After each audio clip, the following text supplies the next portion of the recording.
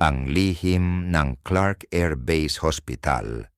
Sa gitna ng lumang Clark Air Base sa Pampanga, nakatayo ang abandonadong ospital na minsang ginamit noong ikalawang digmaang pandaigdig at panahon ng Vietnam War. Sinasabing ito ang naging saksi sa maraming trahedya, mga sundalo na namatay, mga pasyente na hindi nakaligtas, at mga doktor na hindi kinaya ang bigat ng digmaan. Ngayon, ang ospital ay iniwan ng wasak, ngunit ayon sa mga kwento, hindi lahat ng presensya ay nawala. Si Mia, isang nurse na mahilig mag-explore ng mga haunted na lugar, ay nagpasya na pumunta sa Clark Air Base Hospital kasama ang kaibigan niyang si Paolo, isang photographer. Gabi nang dumating sila at ang lugar ay balot ng dilim. Ang gusali ay parang nagmamasid sa kanila. Ang bawat bintana nito ay tila mata na nagbabantay. Habang iniikot nila ang ospital, napansin ni Paolo ang kakaibang tunog ng sapatos na tumatama sa sahig. "Naririnig mo ba yon? Parang may naglalakad sa ibang kwarto," tanong niya. Ngunit nang silipin nila, walang tao.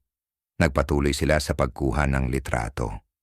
Nang makarating sila sa operating room, nagulat sila nang biglang bumukas ang isang drawer na parang may humila rito. Si Mia, na sanay sa mga kwento ng kababalaghan, ay kalmado, ngunit si Paolo ay tila natatakot na. "Baka hangin lang," sabi ni Mia, kahit nararamdaman niyang kakaiba ang paligid. Habang nasa gitna ng pagkuha ng video, may narinig silang malalim na buntong hininga sa likuran nila.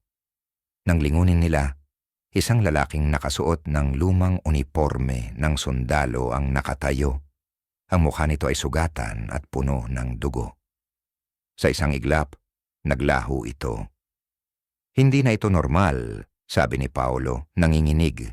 Nagdesisyon silang umalis, ngunit habang palabas, ang tunog ng mga stretcher at sigaw ng mga pasyente ay nagsimulang bumalot sa paligid. Para silang nasa ospital na muling gumagana, ngunit lahat ng boses ay puno ng paghihirap at sakit. Pagkalabas nila, halos mawalan ng hininga si Paolo.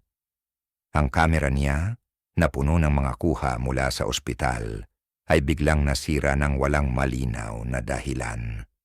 Simula noon, hindi na muling binalikan ni Mia ang Clark Air Base Hospital, ngunit patuloy siyang nakakakita ng mga anino sa likod ng kanyang reflection tuwing nasa ospital siya.